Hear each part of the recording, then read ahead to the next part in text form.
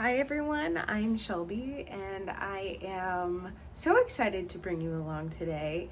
Our recipe for the top box is one of my favorites. It is a chicken parm spaghetti squash and it is something that I make a lot for myself, so I'm super excited. So come along, grab your ingredients, and let's have a good time together. Prep our spaghetti squash.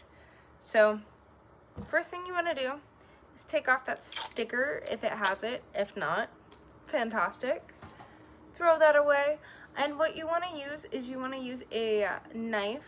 I'm using a kitchen knife, but sometimes I like to use a meat cleaver, which does have a blunter end. I feel like it chops really nicely, just depending on, what you like to do.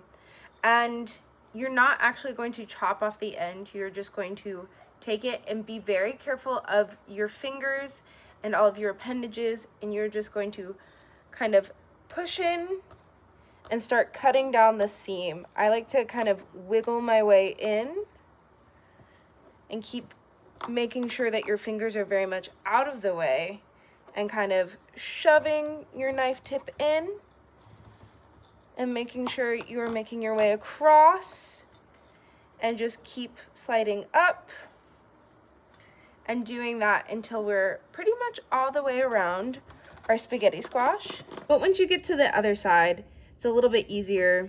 They start cracking a little bit. And again, you just want to make sure that you're avoiding your hands at all times and making sure you're following. If you do get those cracks, just follow those cracks directly down your squash. Make sure that you're never on this side of your squash, that you're always holding it away from the blade. That way you don't lose any fingers. And just keep chopping until we get somewhat of an even split down our spaghetti squash. And so this should be enough to break it open, and it should look like this. Now we can put our knife to the side until we do our cutting for our spinach and everything else. And we are just going to gut our spaghetti squash, and there's our timer for our oven. And you just gut it like you would gut any other, squash you might have had before. So if you've ever gutted a pumpkin for jack-o'-lanterns or anything, you just want to scoop out that inside. And spaghetti squashes actually have this really great stringy texture to them, which is why they're called spaghetti squashes. So don't be afraid if it looks like you're pulling that out. That's what it's supposed to look like. And I'm going to throw this away in my compost bin, but if you have another place that you like to put it, please feel free to do so now. It's pretty clean, but you can always do like a little bit more of a scrape to make sure it's really clean. And then the same for the other side. Okay, so we're going to take our two lovely halves, and then we are going to take whatever oil you have on hand. I like olive oil. And so this calls for 2 teaspoons of olive oil. So you can just take a teaspoon and put 1 on each half. You can also eyeball this if you feel comfortable doing so. I usually eyeball this just to make sure I have a coating. I'm not too strict with my oil usage, but if it's something that you are, just make sure to be measuring it. And then I just like to massage it in and on the sides to make sure I get a really good coating for my seasoning. If you also have a silicone brush or a brush, this is a great use for it now.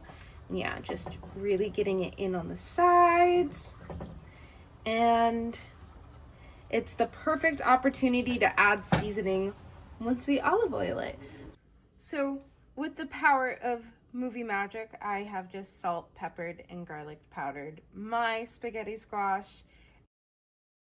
And we're going to put these boats in face down into the oven and cook them for 35 to 40 minutes. And I think my favorite part about squash is that you can really just set it and forget it. I'm going to start with 35 minutes, but it might have to go up to 40 or even 45. You can tell that they're done when they have that golden brown look to them. And as you can see, they have this really golden brown crust to them, and they, when I flip them over, should be really brown on the inside too. So let's do that really quickly. So you can tell these are really great because they've already started to string a little bit, and that's going to be really wonderful for us. So when I take my fork and start shredding it, it will really just tear apart super easily. Now for the recipe that we're doing, the chicken parm boats, we want to leave a little bit of the boat structure in place, about 1/4 of a wall. I'm not really great with thickness, so I just like to shred mine. You can go with the grain of it or against it and really just start pulling it up. And it really just comes out in chunks really nicely. And that's how you know it's done, is that it will really just give against the wall. And you will get all of your little quote-unquote spaghetti strands. Obviously, this is not real spaghetti. It is not trying to be spaghetti either, but it kind of looks like little spaghetti strands depending on who you are or depending on if you're gluten-free or not. So it's a really great alternative. I like to eat mine with pasta sometimes as well. So I just like to shred mine up like this. For our recipe today, we are just making a little boat, so I'm gonna leave it inside. But if you were just using this for meal prep, you can then transfer it to a container. But it's really easy and simple.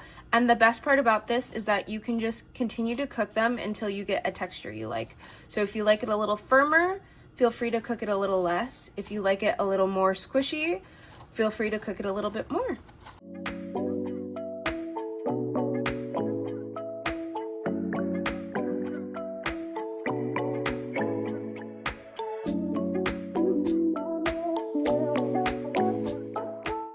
And so that's how you prep your spaghetti squash if you're ever going to make a spaghetti squash at home, or if you're going to make this recipe again, or if you want to try something different or something new with it and you just don't know how to approach it.